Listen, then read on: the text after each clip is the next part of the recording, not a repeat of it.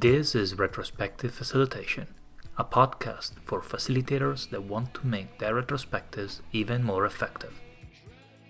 Listen to industry experts, authors, and executives that advocate powerful retros share their stories and insights on how to reflect, adjust, and become more effective. To receive updates on the latest episodes, subscribe to our newsletter at thisisretrospectivefacilitation.com and win a chance to ask questions to our guests. Are you struggling introducing retrospectives? Or perhaps changing the format of your retrospective? That's exactly what we're going to focus on this episode, interviewing Linda Rising, an independent consultant with a PhD in computer science and a background that includes university teaching, work in telecommunications, avionics, and tactical weapon systems. She is an author and an internationally known presenter on topics related to agile development, patterns, retrospectives, the change process, and the connection between the latest neuroscience and software development. Linda, you wrote software for the Boeing 777. I did, yes. It's a beautiful plane, and the first time I wrote on it was before 9/11, so I could go into the cockpit and talk to the pilots, which can't happen nowadays. But at the time, I said I had written software for the ground-to-air communication, and they let me in. So it was exciting to be inside a real plane, not just a mock-up, but the real plane. It was a project to introduce change. You were brought in as the ADA expert and tasked to transition the existing team from their old language. How did that go? They didn't like it. They didn't see any need for it. They said what we had before worked perfectly well.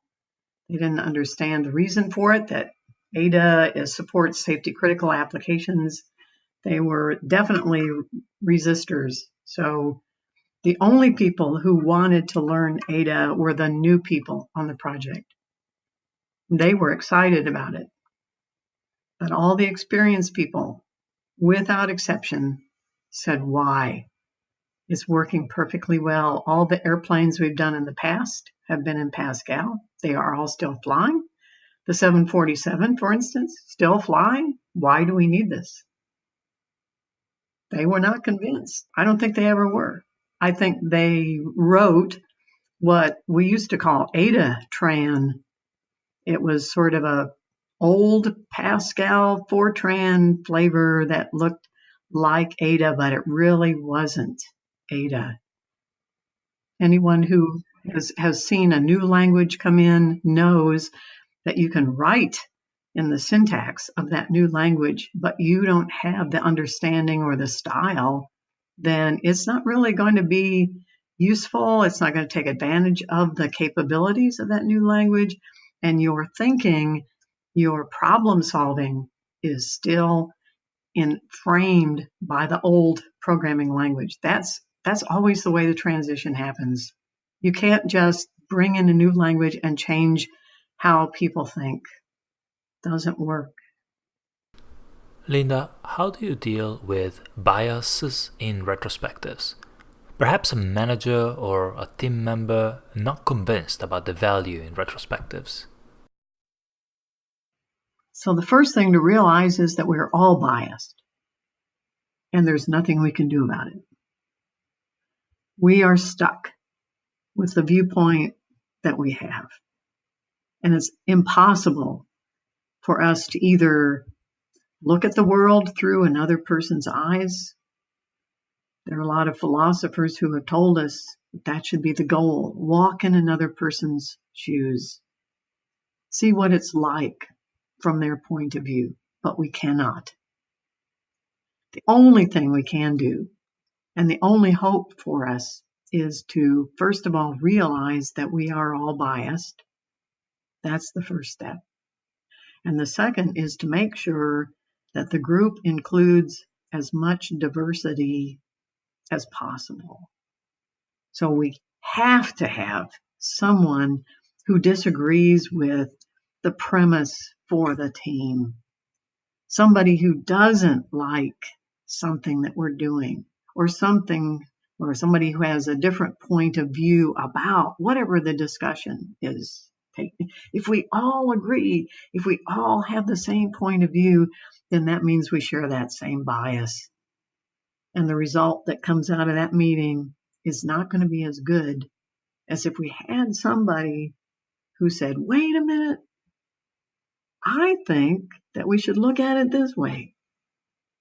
If you don't have anybody like that, then you're all going to run off the cliff together. You may think that this is what harmony and peace is like, and that if we all agreed, wouldn't that be wonderful? No, it wouldn't. You've got to have somebody, and it's got to be somebody very close to us.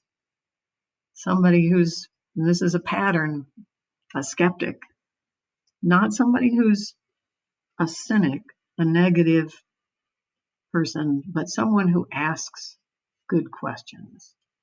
The philosophers throughout history have been people who asked good questions to make you think, to make you see something that you didn't see before.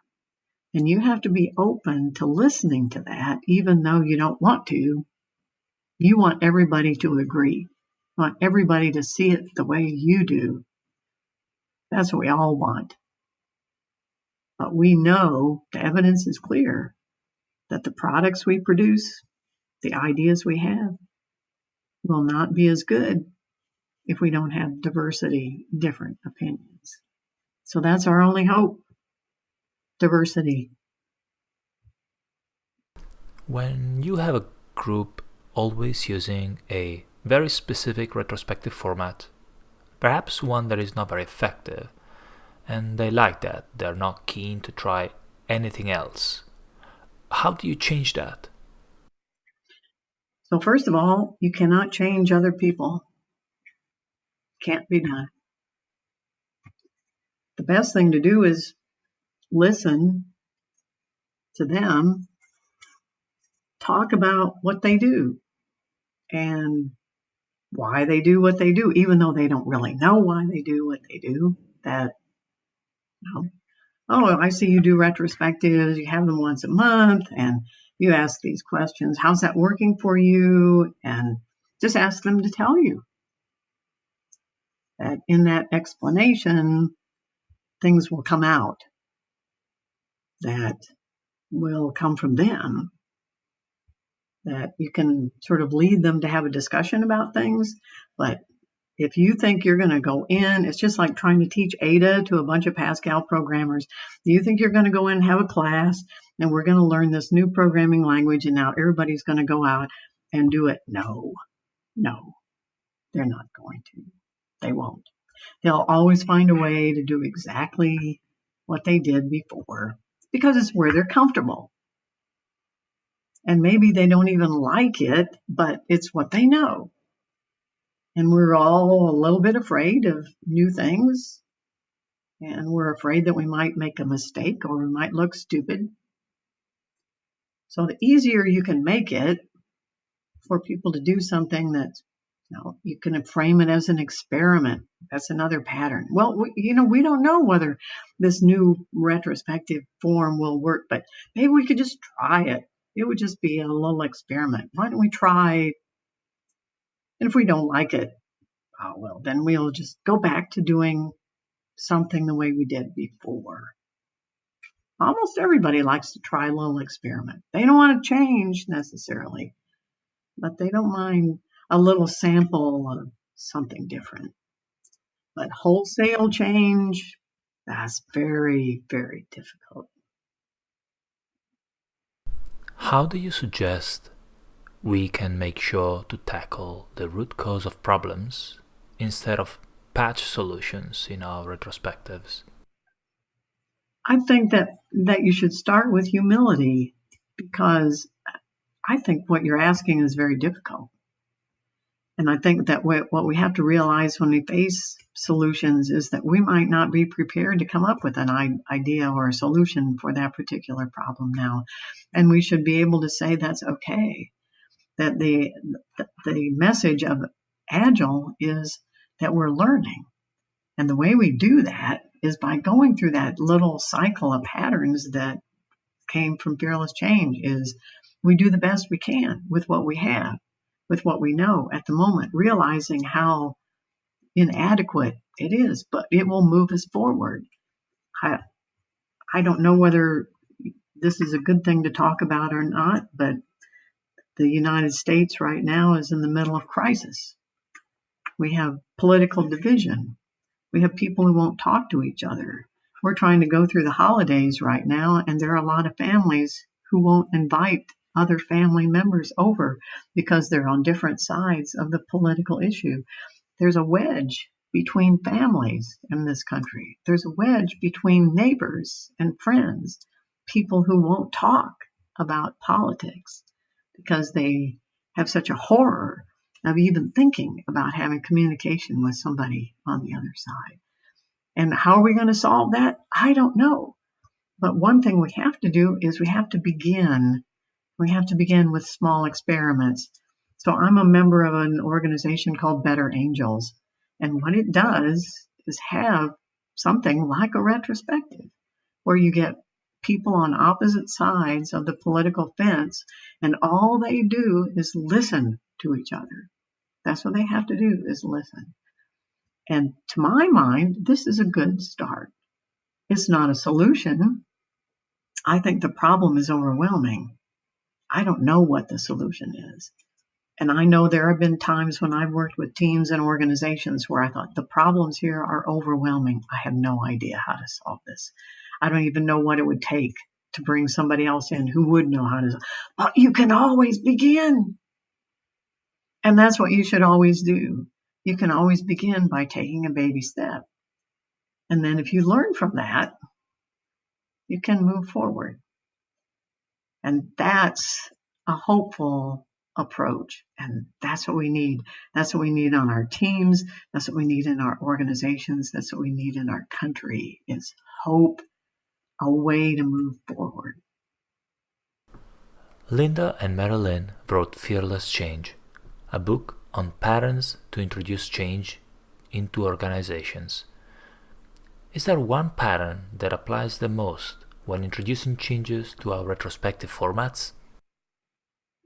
Well, there are really not a single pattern, but there are a little collection of patterns that all work together. When Mary Lynn and I were writing the book, we tried to make diagrams, we tried to make charts and a table and try to organize, put some structure to the patterns. And we had a little collection that just didn't seem to fit anything.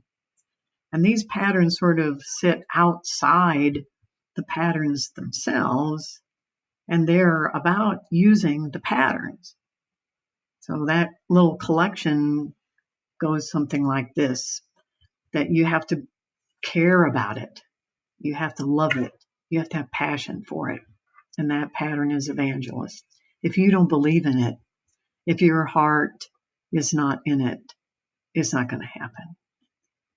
Not only will you not be successful, but others around you will know, wow, you don't believe it. You don't believe it yourself. So why should we believe it? It is about belief. That's how all great religions started, with an evangelist. And it has a religious flavor, and that's because this is religion. In the beginning, it's about belief. It's what do you believe in? What do you care about? So you take on the role of evangelist, and then you begin doing these little tiny iterations over and over and over again. Just try something. Just do it. Just some small thing. And then when you've done it, then you stop. You say, well, how did that work? Time for reflection. Think about it. And there's always something, even if it's a huge failure, there's always something in there that worked. And you should build on that, small successes. And then don't ever get carried away or get too far ahead of yourself. Baby steps. And then just do that over and over and over. Do something else. Stop. Time for reflection. Look for the successes. Little baby step. Move forward. And the next, and so on. So once we wrote that, book, we learned later that that's called the Kolb learning cycle. There's a psychologist named Kolb. He said, this is how adults learn. They try little things. They look for what works, and then they take the next baby step. In fact, this is how babies learn to walk. This is how babies learn to talk. They try little experiments. They see what works, and then they take the next baby step. So that collection, Evangelist, and then the little cycle that goes over and over and over and over again, that's going to be essential no matter what you try to do. Norman Kurth, the author of Project Retrospective's book, helped you in your first retrospective. Can you tell us a little bit more about that? In that company, the company was supported by a large legacy system, and they all knew that that legacy system would die, and they were looking for some kind of new project that would save their business. So they were experimenting. They had lots of small projects going on all the time, and they were not succeeding. But the company so desperately wanted those new projects to succeed that they were always reluctant to cancel. So there was one in particular that went on for years. And when they finally did cancel it, it cost the company an enormous amount of money and produced nothing.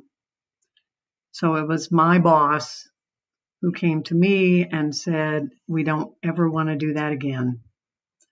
What is it that we can do to learn something and make sure that going forward we will have some wisdom, some benefit, so that it won't be a total failure? He said, couldn't there be patterns? Because that's what I was doing at the time, patterns. Couldn't there be patterns? Couldn't we find those? How could you find those?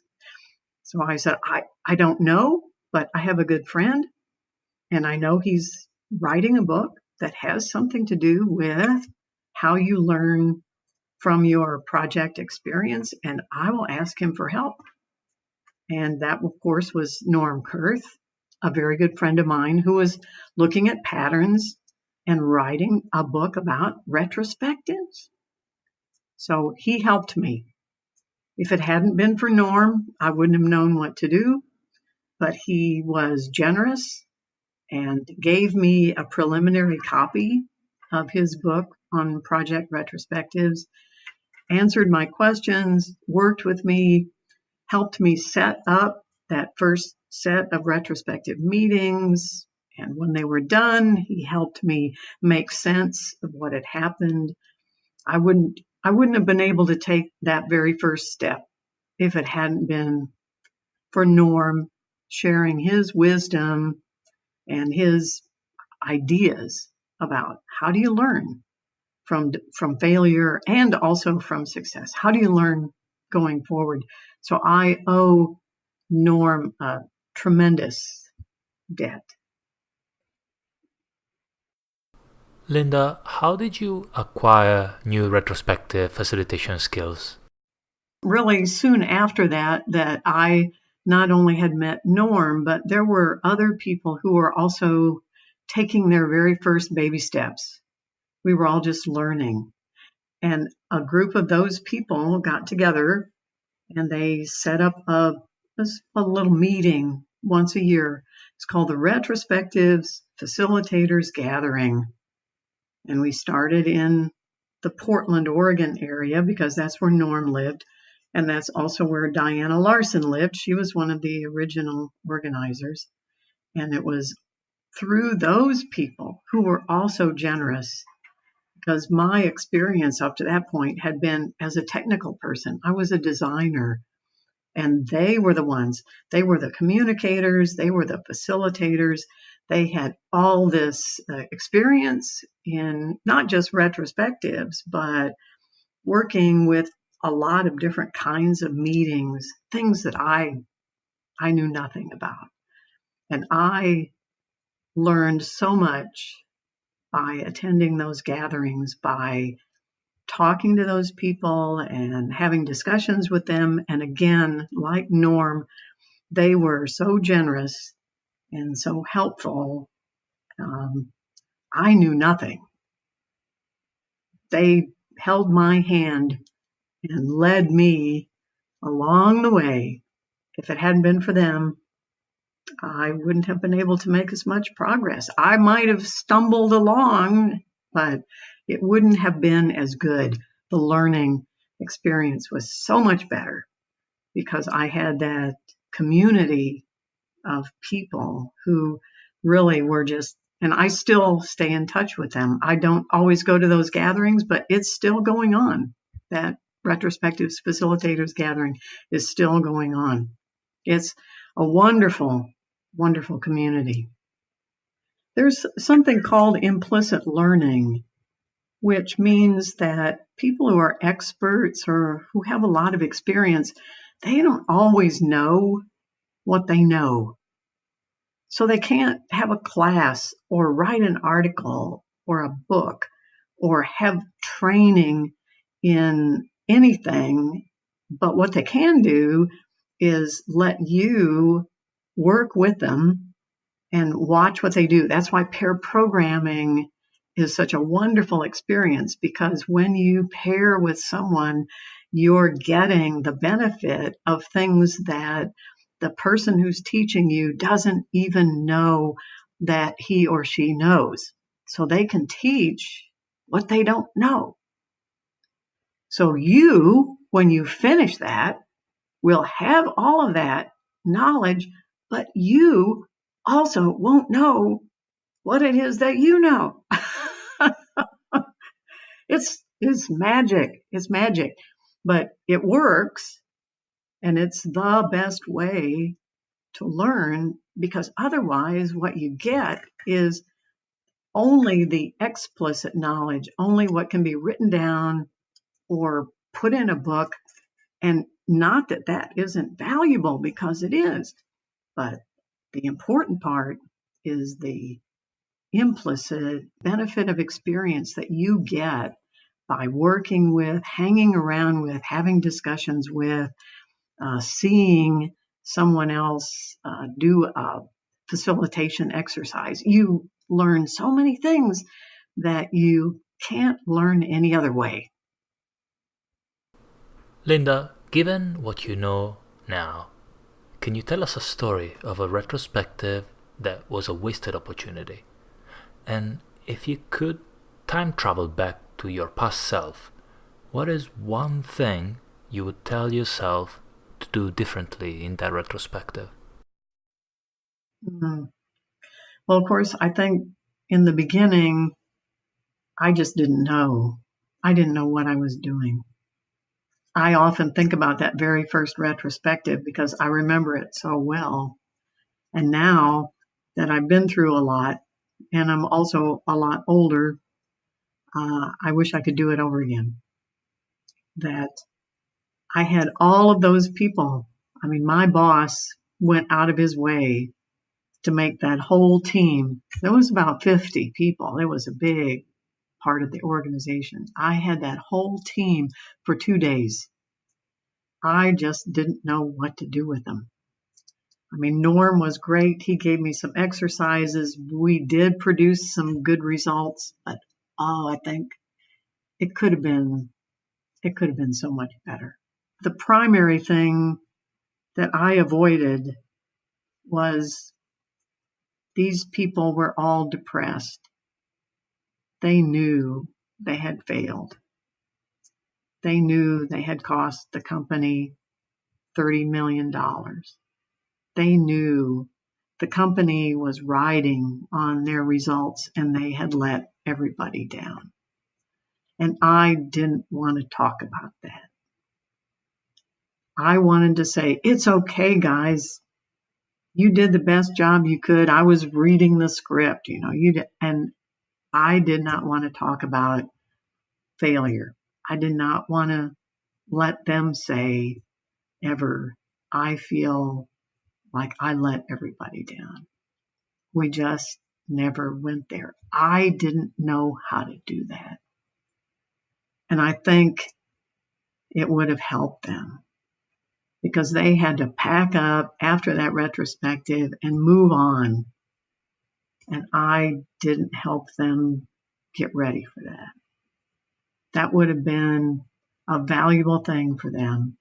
And I didn't know. I didn't know enough. But I did the best I could given what I knew at the time. And I'm sure that's what Norm Kurth would have said. That's what you believe, the prime directive. We are all doing the best job we could given what we knew at the time, given our skills and abilities, the limitations that we had. Of course, we know more now than we did then, of course. So you can't go back.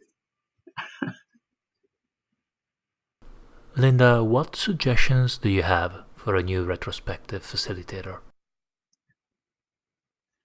I would say that it's such a valuable experience. It's the only time in any organization, even the best, and I have seen some wonderful organizations, and I use them as examples all the time. But even in the best organizations, if you don't take time for retrospective, there are some things you will never be able to do. There are some things you'll never be able to learn. There are some problems you'll never be able to address. There's some information that will never come out.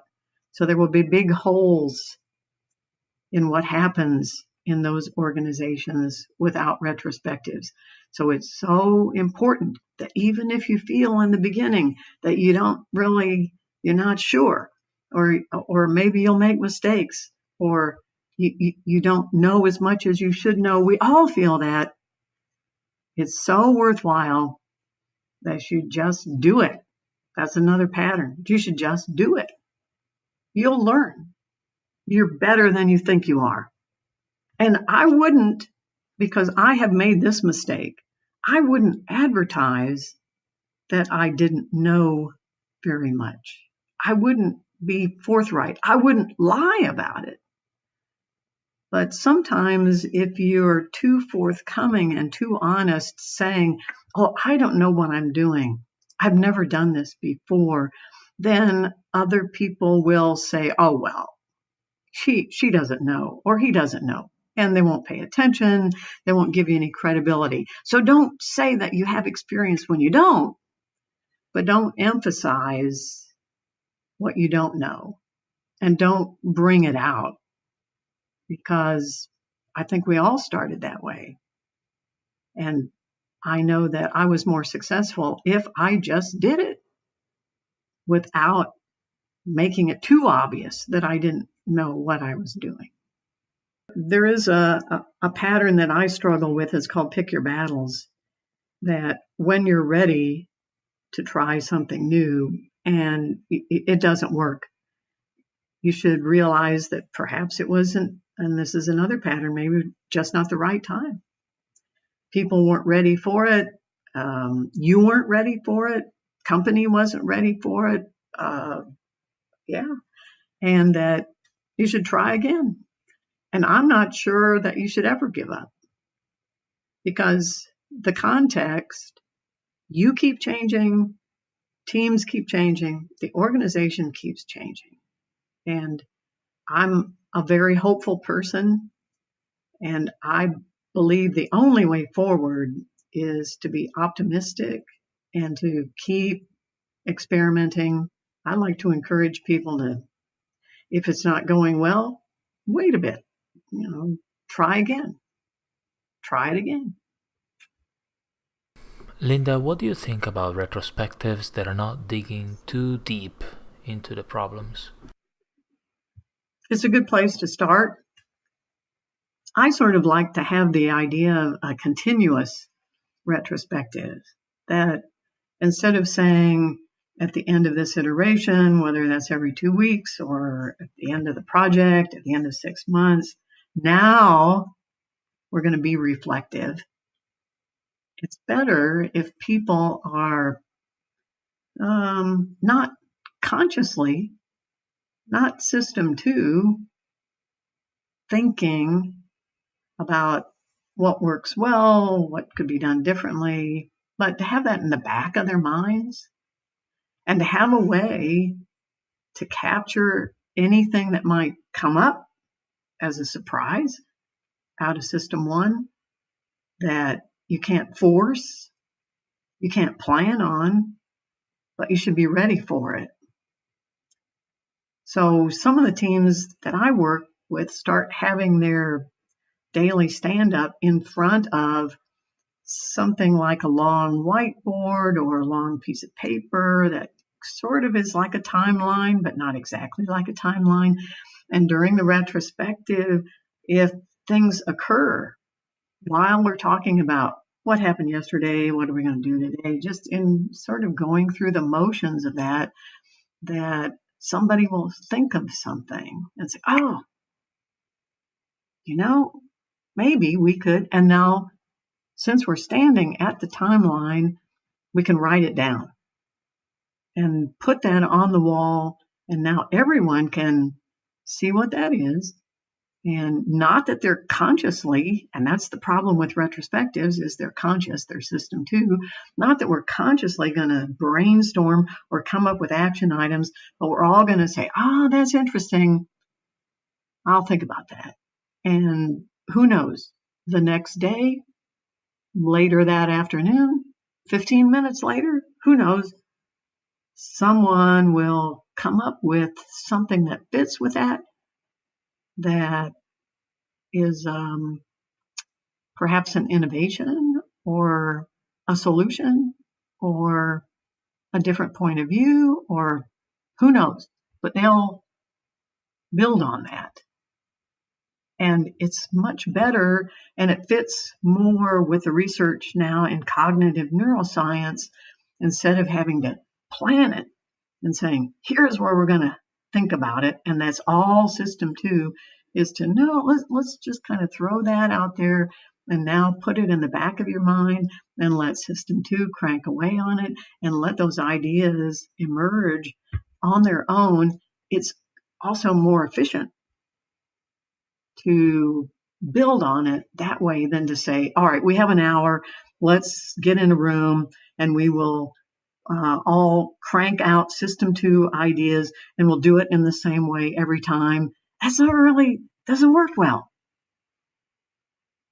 So this continuous idea where you're not consciously thinking about it, but you're unconsciously cranking away on better ways of doing things, so much more impactful.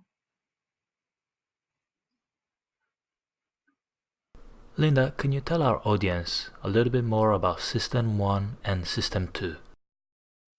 Yeah. So this is from the work of Daniel Kahneman, who wrote a book called Thinking Fast and Slow.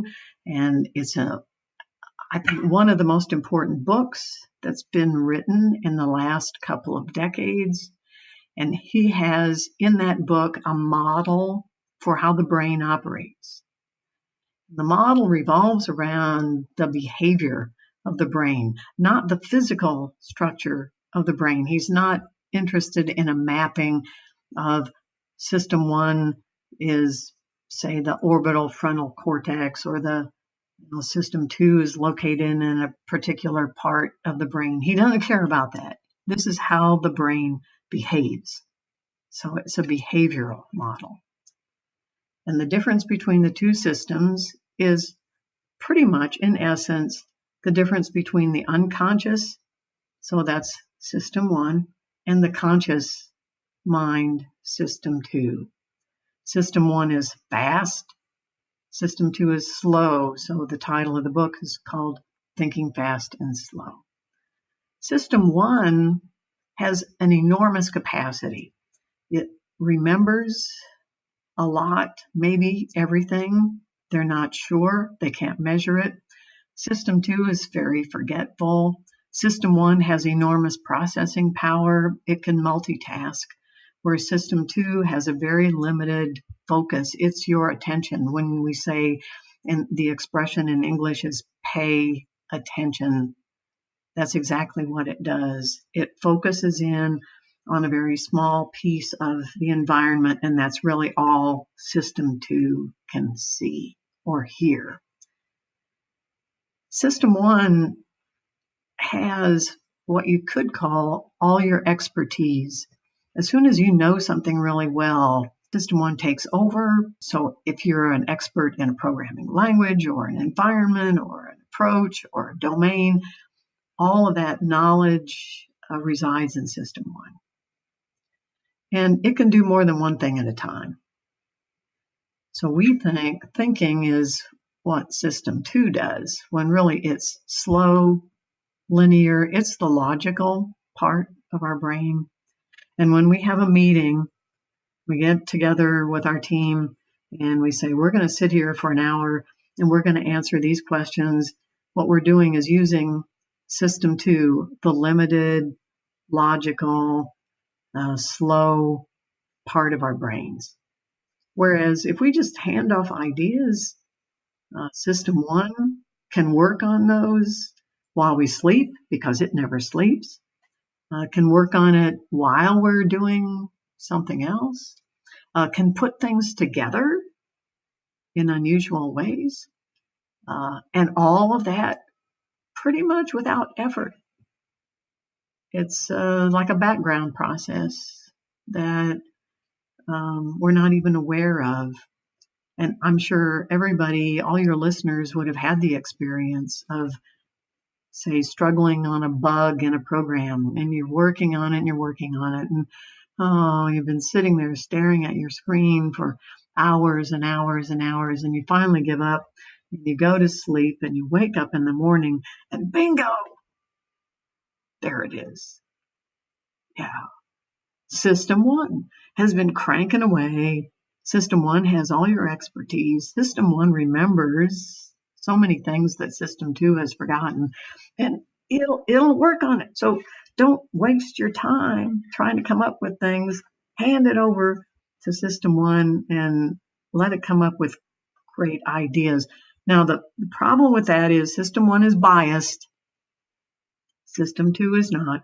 System 1 is biased, and some of the things it comes up with, well, they may not be great. So System 1 still has to kind of look it over and say, that's not really, let's try again. Let's do something else. Not so good. So it needs a sensor. It needs a driver. You can't just say, all right, let's sit here for an hour and let's be creative. Let's come up with new ideas. Let's solve problems. You can't do that. You can't do that. You can't force it. All you can do is hand it over to System 1. And so the neuroscience fits better with what I've been calling continuous retrospectives. Let it go. Hand it over. You got to have some way of capturing it. That's why I like writing it on the wall. Put a sticky on the wall and then let it go. And then an hour later, a day later, a week later, who knows, you or somebody else will come up with something. But you can't do it on command. You can't force it. You can't predict when that great idea is going to happen. But you also can't sit in a room and just use System 2 and come up with great ideas. Brainstorming, for instance, doesn't work. Doesn't work. I don't believe in brainstorming anymore. So, do you think we should use more System 1 in our retrospectives? Yeah, there's evidence now. The evidence is pretty clear that the kind of System 2 brainstorming that we're familiar with does not, you can measure, you can count how many ideas, you can have people who are experts in creativity and innovation. You can measure the level of creativity in an idea. Yeah, so you can count and measure those ideas, and you can say, all right, let's put everybody in a room and we'll do it this way. And now let's try it using System 1, which means here's the thing we want to work on, whatever it is. We all have to have an understanding of what we want to come up with, and then forget about it. Go away and just don't consciously think about it. Just leave it. And then we're going to come back tomorrow And then we're going to see what people have come up with. And then we're going to go away again and just leave it. Just leave it. And then we'll come back together again. And this idea of convergent, divergent, go away, leave it, come back together again, produces better and more innovative and creative ideas. So you can measure it. You don't even have to argue about it. You can say, because then if they say, "Oh, we have to decide now. We can't wait until tomorrow." And you say, "Well, you have a trade-off. You can do it now and produce something that's not very good. Or you can wait until tomorrow and you might have some awesome, incredible idea that you're just not going to force out of people in a room when they have to sit there for a certain number of time, a certain amount of time." No, you can't force that. One suggestion I always make to companies is what they've done in the past is they say, "We've got this big decision. We have to make this decision." And so we all get together and we discuss the pros and the cons. And then somebody in the room will say, "We're not leaving this room until we make this decision." And they have measured, there is evidence, there are experiments that have been done that if you just do one simple thing, which is after you have the discussion, after you've looked at all the evidence, say, "All right, we are now going to take a break." It doesn't even have to be a long break, 10 minutes, 15 minutes. And we say, "Everybody out of the room, go somewhere else, think about something else. It doesn't matter. We're going to come back here in 10 minutes. The decisions are better." So even if you don't have a lot of time, just letting it go, leaving it. So now system one has a chance to put it all together and come up with a better way of looking at it than if you force people to sit in a room and only use system two. The decisions are not as good. They're limited. They're not innovative. There was an exercise that we used to do a long time ago that I thought was effective at the time, but now the evidence again is clear. It's called 5 Whys. That is such a waste of time. Don't do that. for many reasons. And the most important reason is you don't know. You don't know why. You're making it up. System two is very good at that. System two can make up a reason for anything, and it has no clue. System one knows all the whys, and there's no way that you can query system one. There's no way. So what you'll get are system two's rationalizations, and you're going to waste an enormous amount of conscious effort coming up with their basically stories. People are making it up. And you don't get any closer to the truth, and you don't get anything useful. So stop doing that. And I guess that's the exciting thing about cognitive neuroscience, is that what we know now compared to what we knew last year or 2 years ago, it's definitely changing, and it definitely has impact. So now I do things that I didn't do a year ago, and I don't do some things that I did do. Oh yeah, it's exciting. Linda, what are some things you changed based on those neuroscience findings? Forcing myself to do anything. So here's a story, and my husband is in the other room working, so I don't know whether he will hear this or not, but it's a story about my husband. So he knows about all of the things I talk about. And we are musicians, and we direct several music groups, and we have a lot of music in our house. So I was looking for a particular piece of music, and I couldn't find it. And so I called out to him and I said, "I can't find this music. Do you know where it is?" And he said, "No, I don't know where it is. Should be in the file." And I said, "Well, I'm going to find it." And I started looking for it. And he came running in and he said, "No, don't look for it. Just forget about it. And he was right, because I was about to tear up all the files, look through all the music, and I would have wasted so much time. And if I just left it, then a couple hours later, while I'm doing something else, I would remember, oh yeah, I remember where the music was and why I put it there. So I would remember where to find it.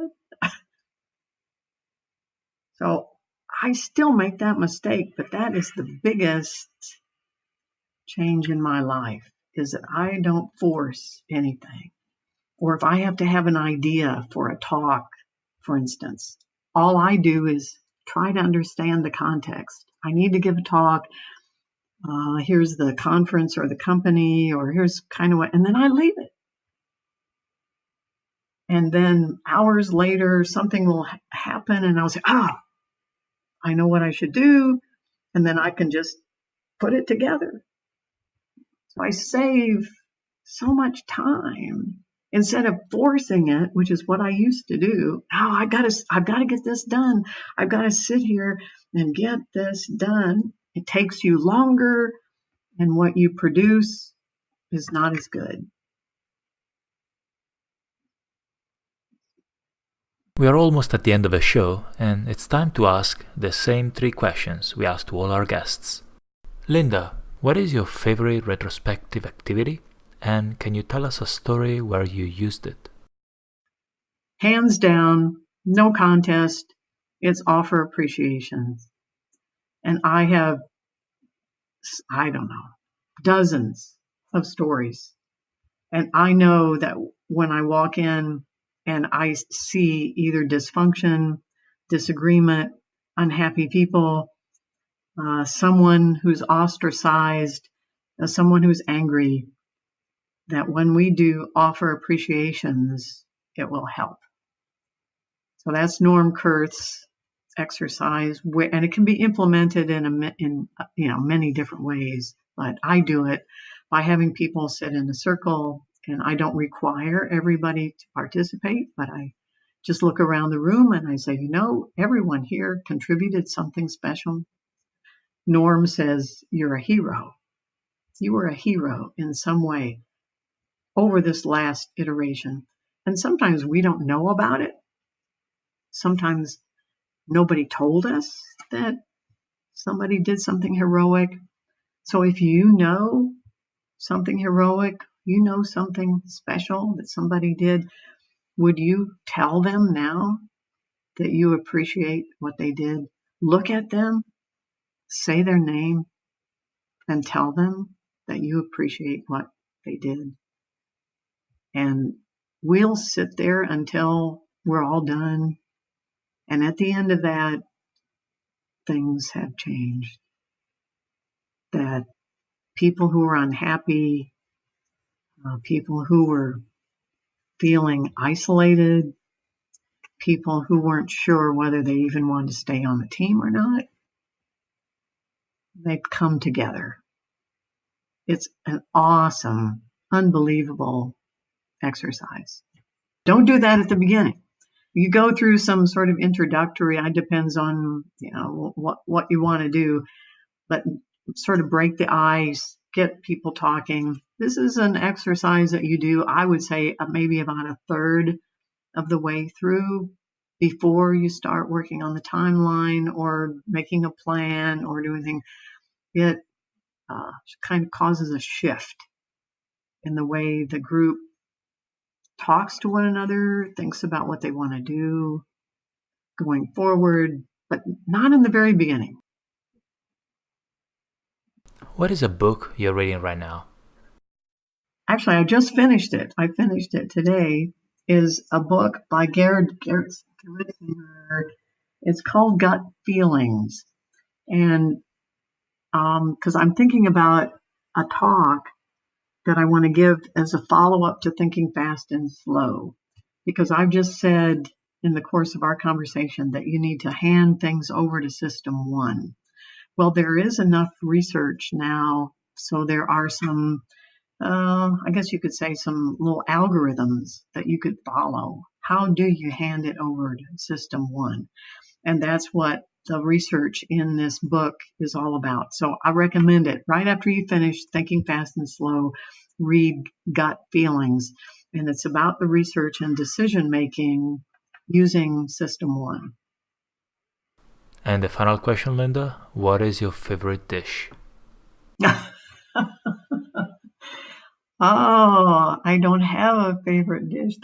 Well, this is Christmas. Christmas is coming, and I have a holiday thing that was my mother's recipe, but I have changed it. It's made out of nuts and dates. It's not exactly like a fruit cake. It's a nut bread, and when I make it, it reminds me of my mother. Our guests share lots of insights and ideas. Which change are you going to try in your next retrospective? Tell us on Twitter with hashtag #ThisIsRetrospectiveFacilitation or leave us a comment on thisisretrospectivefacilitation.com. You can connect with Linda on her website, lindarising.org. Norm Kurt, known as the father of retrospectives and author of the book Project Retrospectives, suffered a disabling brain injury in a car accident 20 years ago. Visit thisisretrospectivefacilitation.com/helpnorm for details and a link on how to contribute to his fund. Thank you for listening. This is Enrico Teotti. Till next time.